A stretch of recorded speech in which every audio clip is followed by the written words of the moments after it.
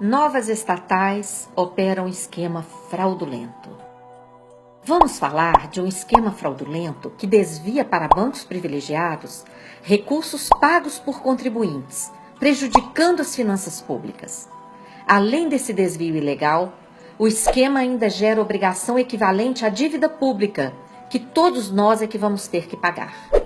Assim, recursos que deveriam chegar aos cofres públicos e financiar investimentos em saúde, educação, segurança, entre outros, são desviados para o setor financeiro e ainda ficaremos com mais dívida pública. Esse esquema está entrando no Brasil como uma praga, por meio da criação de novas empresas estatais para operá-lo. É ainda mais grave do que o esquema que provocou a crise de 2007 nos Estados Unidos da América do Norte e a crise de 2010 na Europa. Esse esquema é apresentado por uma falsa propaganda, como se fosse uma solução para negociar créditos de difícil cobrança, a chamada dívida ativa. Mentira! Créditos complicados de receber, podres, não entram nesse negócio. O ente federado, União, estados ou municípios, organiza um pacote de créditos recebíveis. Somente créditos bons, líquidos e certos, parcelados, com confissão irretratável, irão fazer parte desse pacote. Quando esses parcelamentos são pagos pelos contribuintes à rede bancária, esta é obrigada a repassar os recursos arrecadados à conta do ente federado correspondente. Mas não é isso que acontece. O esquema fraudulento cria uma tal de conta vinculada no meio do caminho, para a qual o fluxo de recursos arrecadados está sendo desviado. Nessa conta, parte dos recursos são sequestrados e nem chegarão ao orçamento público. Somente parte do valor principal atualizado é transferido dessa conta vinculada para o caixa do Tesouro do ente federado. A estatal criada para operar esse esquema ficará com os valores das multas e juros pagos pelos contribuintes e reterá ainda, todo mês, uma quantia enorme de 1% sobre todo aquele pacote de créditos. Isso todo mês. Esse sequestro de recursos que nem chegarão ao orçamento público está sendo feito ainda na rede bancária, por fora dos controles oficiais. Isso é ilegal. Ofende a Constituição Federal, o Código Tributário Nacional, a Lei de Responsabilidade Fiscal, leis orçamentárias, um verdadeiro escândalo. E o que essa empresa faz com esse dinheiro desviado para ela? Transfere diretamente para bancos privilegiados, que recebem os juros estratosféricos pagos sobre papéis financeiros que ela emite. Vamos mostrar como isso acontece. Aqui está a empresa estatal criada para operar esse esquema financeiro em Belo Horizonte, a PBH Ativos S.A. Essa empresa emitiu 230 milhões em derivativos financeiros, pagando juros de até 23% ao ano, tudo com garantia do município, o que também é ilegal. Esses papéis foram vendidos de forma escondida, sem anúncio da sua venda. Ninguém ficou sabendo.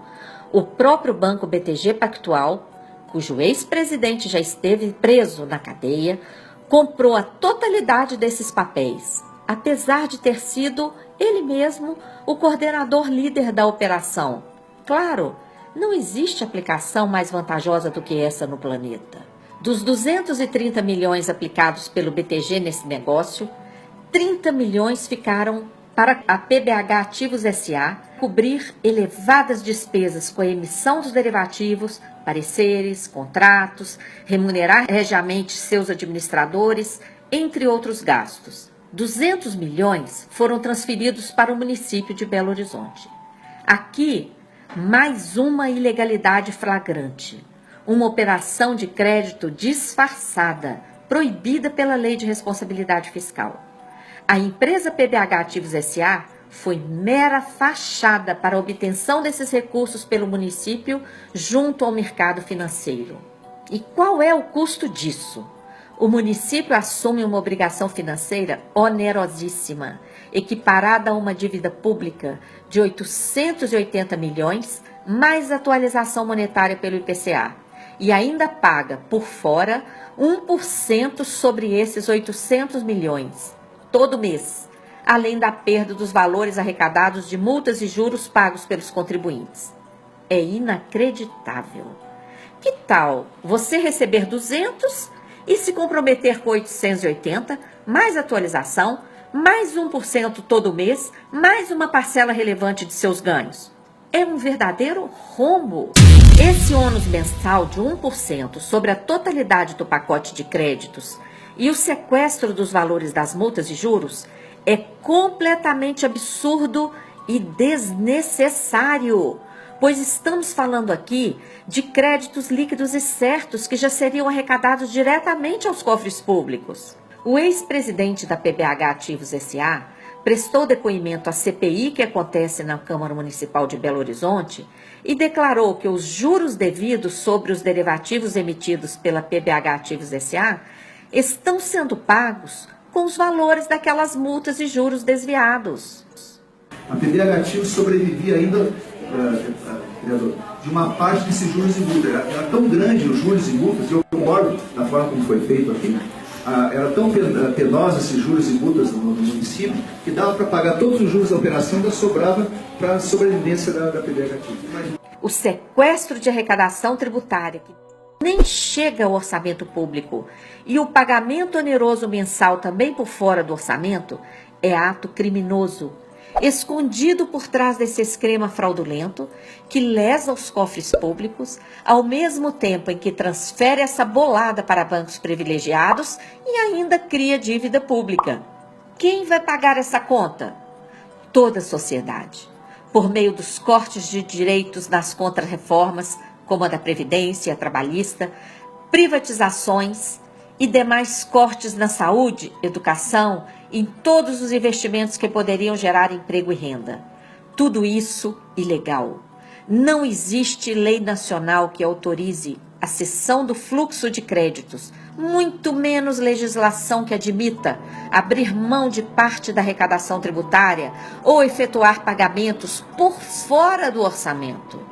Projetos de lei em andamento no Congresso Nacional, como o PLS 204 de 2016 no Senado, o PLP 181-2015, o PL 3337-2015 na Câmara dos Deputados, visam legalizar esse esquema financeiro.